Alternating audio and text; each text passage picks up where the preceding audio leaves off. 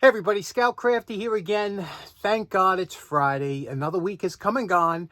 We got a few things to talk about today. A lot of you enjoyed seeing the driveway alarm or gas station bell we did yesterday. I'm glad you enjoyed it. I love that project. I was doing a lot of things with electronics and electrical, and one of the things I came up with is the solderless connector. And I said, boy, that'd be something to talk about. Let's talk a little bit about that. I have to make a couple jumper cables. Let's talk about the solderless connector. Okay, real quick. Let's talk about these connectors here, these wire crimp connectors or solderless connectors, they're sometimes called. A lot of people swear by them. They use them all the time. I've been using them for years.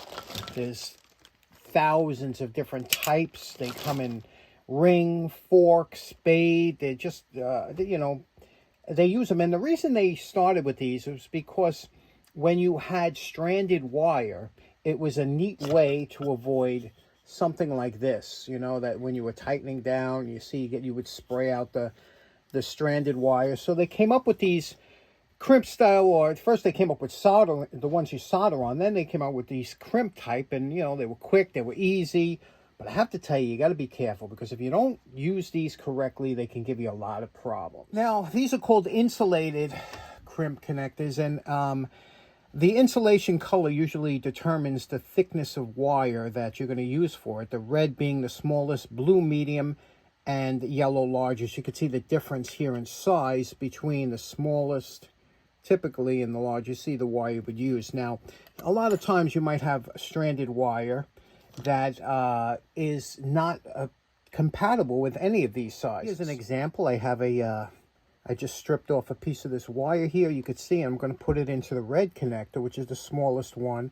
But you see, it's kind of swimming in there. It's now, if I crimp down on this, it's not going to be enough to hold this in, because you could see here, it's, like I said, there's too much room. So what usually we do is we fold it over here like this. Now, I'm a big fan of folding over the wire before you use any of these connectors, because it gives you a better gripping surface. When you clamp down or crimp down on that connector, it'll grab here, and you have this little bulge that'll stop it from coming out. Here you see I folded it in half. We'll move up to the next size, a blue one, and we'll place this in here, and you can see that it fits more snug in here. You see there's less room in there, and you can see we have that come right up to the top. Now, normally you would take a crimper and squeeze it down. They have different types. The original crimper that comes with a lot of inexpensive kits used to be this style. A lot of people have a love-hate relationship, including myself, with this.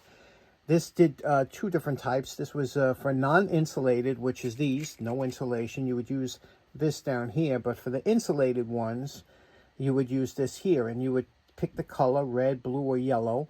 You would put that in there, squeeze it, and it would supposedly give you a crimp. But again, they were, hit and miss. A lot of times they didn't close tight enough, or they'd be loose. Then they came out, this is a ratcheting type of wrench. When you close it, it will not release until the full operation is complete. See? And then you have your red, blue, and yellow here, and that's where you put your crimp wires in. Again, it doesn't give you that crimp should close down like this, where the two top come down on the wire. You can't get that with any of these tools. So I always used to do it myself. I would peel off the insulation here, just pull it back like this, slide that onto the wire for later on. Or I prefer heat shrink now. But then you would put on the which is now a non-insulated crimp, put it on, and then I would squeeze it down. And let me show you what mine would look like when I squeezed it down. Now, what I would do before I had any of these fancy tools, these crimping tools, I would put my wire in like this, fold it over, put it into the crimp. Then I would take a nail, and I would lay the nail over the wire like this, and then using my channel locks like this, I would squeeze it down over the seam of the wireless crimp. And when I did, what that would do, it would squeeze an indent into the middle of the wire here. Okay, and you'll see here. And then I would turn it around and fold it around here like this until I had something that looked like this. And again, once Once it's tight like this, squeeze it down again. This is copper. These are tin-plated copper. And I would roll it and keep working it until I had those wires that you couldn't pull them out in a million years if you wanted to. Again, this is a copper, tin-coated copper, so they're very malleable. You can work it back and forth until you get just the one. And I always prefer these. And then what happens is you have a crimp that goes around the side, and it's extremely strong in here. It's not pulling out. Now, once I crimped it down and squeezed it down super tight, and you can see here, it is in there. There's no gap. There's no play at all whatsoever. Then, even though it's a crimp, I would solder them. There's nothing that's going to ruin your day quicker than if you have any kind of loose connection with electricity, because the loose connection is what builds up heat and it will cause a fire. That's always a problem. A loose connection. Everything has to be super tight. So then I would solder this, and then finally I would put heat shrink on. I'll show you what that looks like. Now it only takes a couple minutes to pull out the soldering iron, put just a dab of solder on there. That's a connection that's going to be tight, that will not fail you in any amount of time. Now, if you're on the road or whatever, your time is, you're professional, you're doing, especially if you're doing low current things or something, but there's no reason to take a shortcut when it comes to electrical connections like this. And then we just slide up some heat shrink. Now, these inexpensive sources of heat shrink from overseas are actually a really good deal, and it's worth it to have in your toolbox. And what I do here is I always cut two pieces. I like to have two pieces on there. And I put on a, let's say if I want to make it red, I put a yellow on first, go up over. Remember, heat shrink shrinks two ways. It shrinks both in diameter and in length. So slide it up there. Excuse me. Use a heat gun, and always use a heat gun and not a flame. And shrink that down, and then put the red one over. I'll show you what that looks like. Now I ask you, which one do you prefer? One of these mangled up, pressed on, pressed in, no solder connections, or a streamlined? Look how beautiful that is. 2 layers of heat shrink soldered on there. That connection will never fail, and it's as beautiful now as it will be 10 years from now. You know, I do a lot of testing down the shop, and a lot of times you need jumper cable. You're always looking for a pair of jumper leads to test something or whatever, and these alligator clip types are very nice to have. I just got these because they're rated very high, and you can see here they have a thicker handle. And you know, if you want to test something, or if you wanted to, you know, you were doing a test, you can clip onto one, clip onto the other, and you can see you get a nice connection. However, when I was younger, we always used to make our own because it was just something you did. It was part of kind of the electronic thing. We would go to Radio Shack and buy these in a 2-pack or whatever, but I happened to pick these up. They were inexpensive, and what I like about them, they do have a screw terminal on there, and you could feed it through. How this works, just like the solderless connectors or the crimp connectors. You see there's this little plastic covering that goes over. You would take your wire, pass it through here, run it underneath there, and then wrap it around the screw here and tighten it down. And again, I solder everything, so I got to make up a couple pair of these. And you typically, when you make it up, and don't forget this, you make a set of red and a set of black. You know, you don't put red and black on different ends. And the other thing is, you have to remember is when you're doing these is, you know, the length you want. How long do you want your leads to be? Some people do a lot where they need a longer 24 inches. I usually keep them pretty short, 18 inches or so for a lot of work, but you have to have different lengths. That's why these are nice. Here's a piece of scrap lamp cord. I guess it's about 14 inches long or something like that. It's good cord. And this is typically called a zip cord or whatever, because like I said, it's lamp cord. So you just break the ends apart and it will peel apart just like that. So we have enough for 2 nice leads here. What do you say we make? First thing I like to do is strip out the wire, twist it, and I'm going to tin it, which means I'm going to run a small thing of solder over here to tin. To tin the wire, what I like to do is this is soldering paste, just a little bit of soldering paste in here. Then just touch the wire, heat up the wire, and touch the solder at the same time, running it up and down here, and let the wire drink the solder in, just like this. Run it up, turn the wire around, just run it down, and that's how you tin a lead. Now these type terminal holders are meant to be used either with solder or solderless because they got that little screw here, and there's a little dip there. You see that dip? You take your wire that's been tinned, you pass it through, and you're going to wrap it around that screw, and you might need a pair of pliers to get this past because you got to pull that pliers around. Remember, you want to wrap it clockwise around. See, that's going counterclockwise. We're going to take a pair of needle nose and bring it around the other side. We have the insulation pushed up all the way in here tight. Now we're going to wrap this around here. Remember, it's been tinned. We're going to wrap it around and squeeze it tight as we screw that screw down. Now, typically, that's all most people do with these, and then you could slide up the insulation over it. But since we have the soldering gun out and stuff, we're going to hit it with a bit of solder and solder that connector, and I'll show you what that looks like. Now you can see we soldered that. Now that's typically a loop. It solders much easier because you tinned it before, but that's screwed down, it's soldered. Now we could slide. First we're going to crimp down on this because we want this to be kind of a strain relief. There's not much room. We're going to squeeze the one side, then the other. One side, then the other. Now that acts as a strain relief on the jacket of the cable. Now we could slide up this vinyl here. However, I like heat shrink, so we're going to do that. Okay, here we go.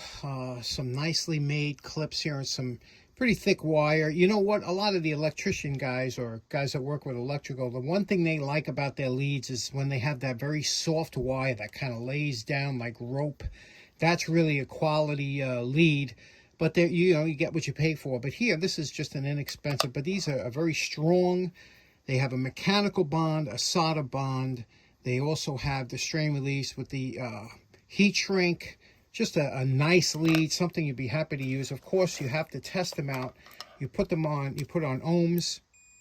Okay, you check it out here. Good. Good. So there we go. That's in the can. These are fun to make. Now, it's always nice to get things done down the shop and be productive, but now we're heading out the island to the Long Island Antique Tool Collectors Club. Basically, we're just doing a swap meet now. It's every other month. It's on Thursdays now. It changed from Wednesdays, and it's always the best bunch of people you'll ever meet out here. Great camaraderie and great prices on tools. I'm going to give you a quick view of just some of the tool vendors we had there. It was a great turnout. A lot of tools being sold, and it was a lot of fun. Mike. And also, I'll show you on Monday what I picked up. Wow, we love boxes. And, look at this here. George finds the most amazing things. Look at the inside of that box.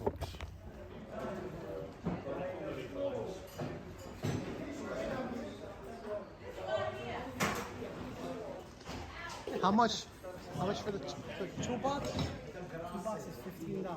$15. Unbelievable. Now, Brian had some great toolboxes for $15, some with tools included. One of our buddies, Rich, you know him as Snap Ring Chronicles, he took advantage of one. And this tool cabinet, top and bottom, was $30. What a great deal for that. And just so many great deals at this show.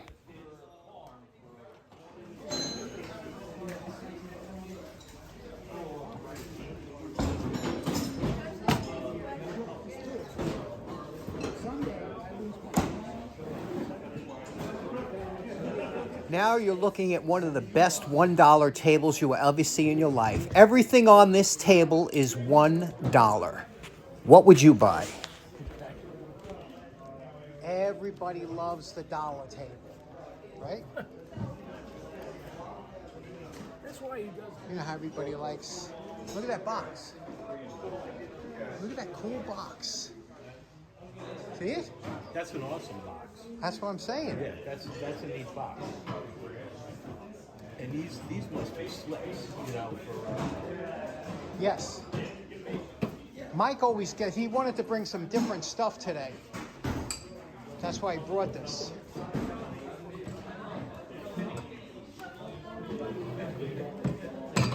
How are you, Lenny?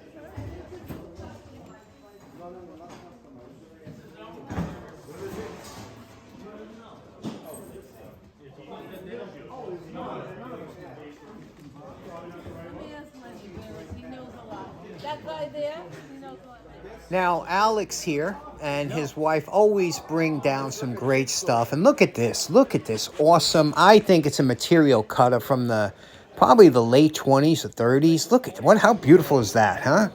I got offered for $95. So basically, I asked him for 110. So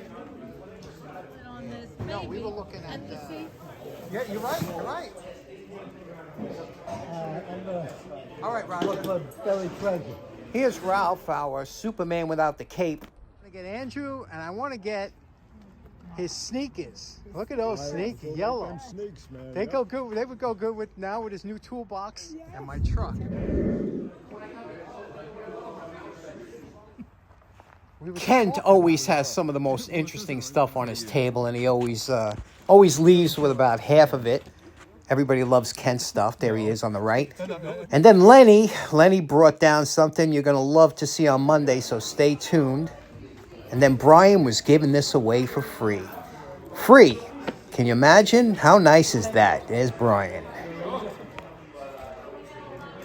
Okay, it's after midnight, and I have to tell you that I have to get this video in the can so you could see it tomorrow. But it was a great show. We had a great time. The only regret I have is my buddy and mentor, Dan, he didn't make the show. So we miss you, Dan.